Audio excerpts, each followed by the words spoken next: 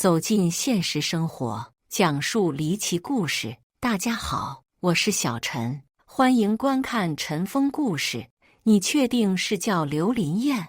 我们公司没有刘林燕这个人，你找错地方了吧？听到这话，刘仁红不敢置信地瞪大了眼，匆忙从洗得发白的帆布袋里掏出了一个本子。他心里慌乱，手上控制不住微微颤抖，仅剩的一只手把没几页的笔记本翻出来，一阵呼呼啦啦的声音。你们公司就是叫这个名字，我没搞错吧？公司名字是我妹妹亲口跟我说的，她从毕业了就在你们公司上班，怎么会没有这个人呢？是不是你们查漏了？刘仁红指着笔记本上自己亲手写下的字样，苦苦追问前台人员。对方见他身体残疾，原本有几分同情心，但也被一通没头没脑的追问搅得失去耐心，不愿意再搭理他，把刘仁红请出了门。刘仁红单手撑着拐杖，身子一歪一扭地走到马路旁，茫然地看着来来往往的行人和车辆，其中会有妹妹的影子吗？她到底去了哪里呢？刘仁红出生在一个普通农村家庭，10岁的时候，父母又生了个女孩，让他当上了哥哥。刘仁红心地善良，自从见到小小的妹妹脆弱的模样，他就对妹妹充满了保护欲。父母给妹妹取名刘林燕，刘仁红就一天到晚把燕燕挂在嘴边，只要在家就会陪妹妹玩，兄妹俩关系十分亲密。不料天有不测风云，刘仁红15岁的时候跟着父母出门，他们的车跟一辆货车相撞，发生严重车祸，刘仁红的父母当场去世。被母亲死死护在怀里的刘仁红虽然保住了性命，但从此失去一条手臂和一条腿。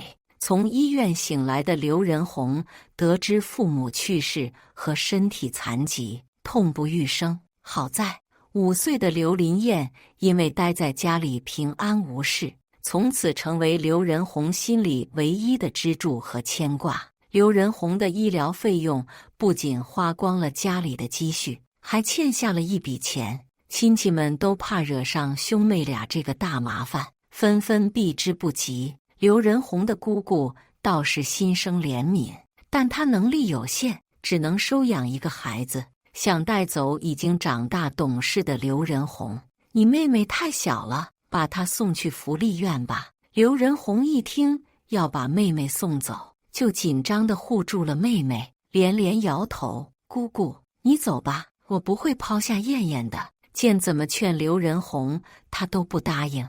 姑姑也只能叹着气离开。刘仁红在心里把父母死因的一部分归罪在自己身上，深深感到对妹妹的愧疚，发誓一定要努力养大妹妹。刘仁红从车祸后就再没去过学校，一边照顾妹妹，一边四处找工作。他年龄小，再加上身体残疾，根本找不到什么工作。还是因为镇上饭店老板见他实在可怜，才答应让他在后厨帮工。刘仁红做着帮工，又抛下了面子，学着拾荒卖破烂，一分一厘地攒钱。他不光要养活妹妹，还坚持要送妹妹上学。刘仁红希望妹妹能通过读书有个大出息，以后就不怕饿肚子和被人嘲笑了。怕刘林燕在学校被嘲笑，刘仁红特意给她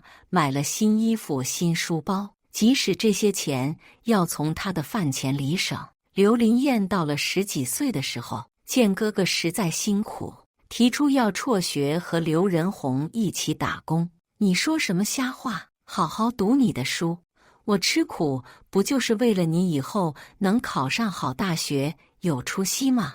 你要是想对得起我，就把心思全花在学习上。刘仁红头一次对刘林燕发脾气，狠狠训斥了她一顿。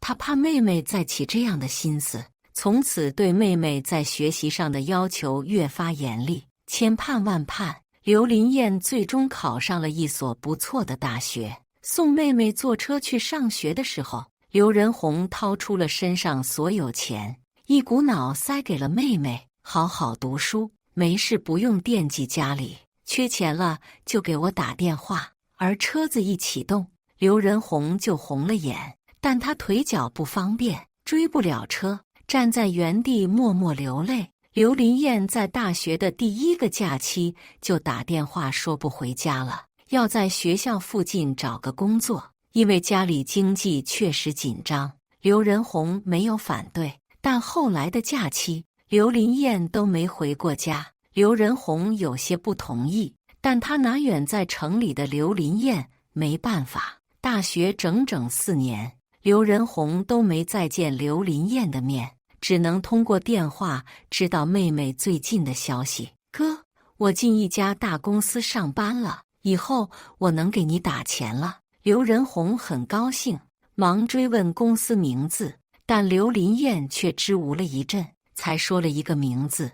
往后，刘仁宏每个月都会收到妹妹打来的钱，金额越来越大，但刘林燕打电话的次数却越来越少。1年半以前，刘仁宏因为太久没接到电话，主动打了过去，竟然怎么也打不通，从此失去了和妹妹的联系。村里人得知，纷纷在背后猜测是不是刘林燕在外有了出息，不愿意再认这个拖累人的哥了。刘仁宏苦苦等待了1年半，心里生出各种猜想，终于忍耐不住内心的煎熬，动身来到了城里寻找妹妹。刘仁宏到了妹妹告诉他的公司，却被告知公司从来没有过叫刘林燕的员工。刘仁宏不敢置信，又不知道该到哪里寻找妹妹，找了家招待所住下，不分白天黑夜的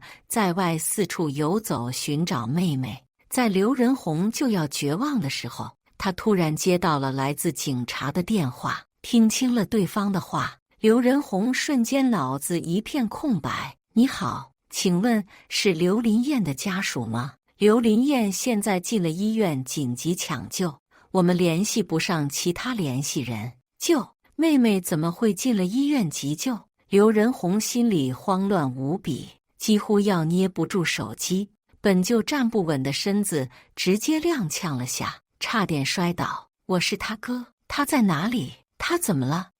刘仁宏惊吓得差点心搏骤停，头脑发昏，一阵耳鸣，几乎听不清电话对面又说了些什么，语无伦次地问出了一串问题。好在警察经验丰富，安抚了刘仁宏的情绪，让他稍稍平复下来，赶到了刘林燕现在所在的医院。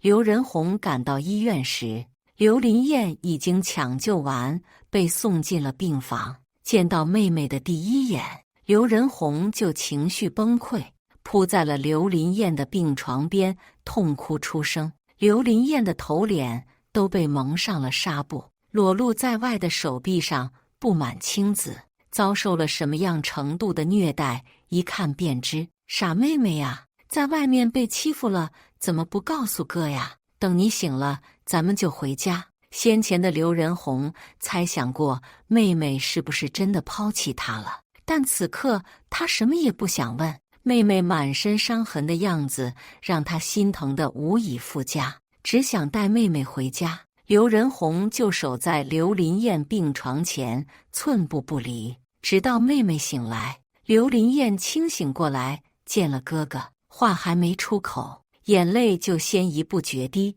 兄妹俩抱头痛哭一阵，刘林燕才哽咽着说出了这几年自己的遭遇。刘林燕因为哥哥对自己的付出和期望，一直以来心里压力很大，觉得等挣到钱就能还哥哥恩情了。大学几年，刘林燕每个假期都在打工，但老老实实打工根本挣不到多少钱，连凑生活费都费劲。